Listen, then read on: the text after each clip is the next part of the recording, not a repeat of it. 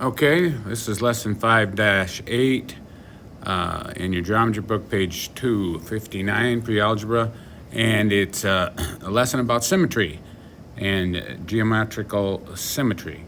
Objects that have parts of that are congruent to each other have what's called symmetry.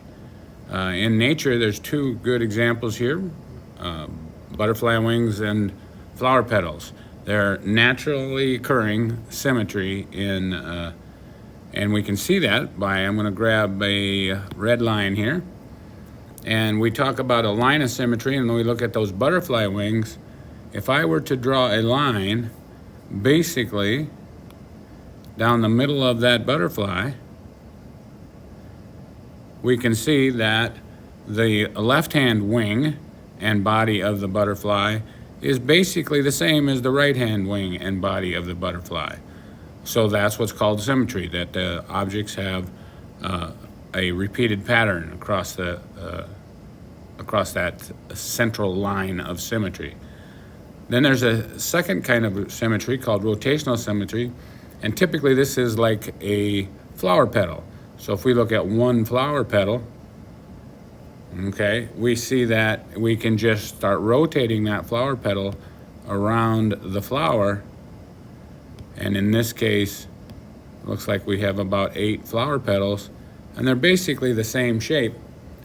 A lot of times they are the same shape, but and that is called rotational symmetry. In other words, one shape, if you slightly rotate it around the center point, let's say the center point being the middle of the flower there, that as you rotate it, it fills out the whole thing and comes back onto itself and fills out everything associated with that diagram. So let's take a look at finishing these lines of symmetry. I'm going to do this by hand,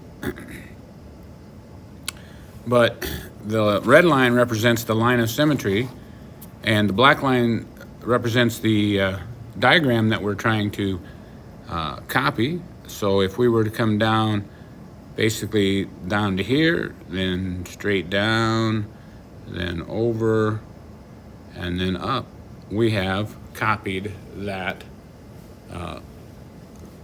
figure, and it is the same on the top side of the red line and on the bottom side of the red line. Over here, if we try to do this freehand with the half a heart, we fill it out and we end up with the whole heart. And although I didn't draw it exactly perfectly, you get what I'm talking about here, that the line of symmetry for the heart here was vertical, and the line of symmetry for the other shape, the first shape, was horizontal. And all you have to do is copy that shape to the other side. How about finishing these rotational symmetry? And with this first one, we're going to have a point of rotation, and I've got it marked here in red. Okay, so we're going to rotate this object like this. Okay, we're going to rotate it 180 degrees, and when we do, we see that this end will come all the way around to the top, and we will get a drawing like this. Then it'll come straight down to here. That's not very good at drawing. And then it'll come up like that. And so that is the rotational symmetry. It's not the perfect drawing in the world. Matter of fact, I think my point of symmetry is off a little bit. Let's take a gander at putting that in the middle better. Draw that line in, and let's put our point of symmetry right in the middle. So 1, 2, 3, 4, 5, 6, 7, 8, 9. So 1, 2, 3, 4, 5. We should have been about right there. I think we were a little lower than that. Okay, so that's that symmetry, and you can see that as I rotated this twice, or 180 degrees, that I ended up with 2 copies of my original, or 2 copies of the diagram. The first copy here, 1, and then the second copy here, 2.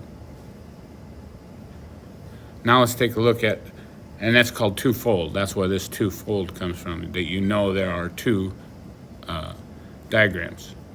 Now let's take a look at this number over here, this eightfold. If we look at this eightfold, I'm going to get this to be a slightly larger drawing. So we're going to draw again, and again, and again. 1, 2, 3, 4. I drew that a little too small.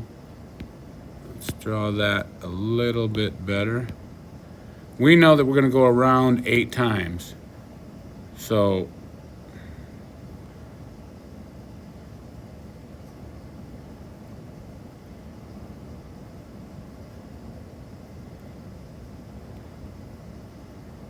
one, 2, 3, 4, 5, 6, 7, 8. And there's my eightfold. Each of these copies of the original, if you came around, is 45 degrees, because there's 360 total degrees in a circle. So 360 divided by 8 equals 45.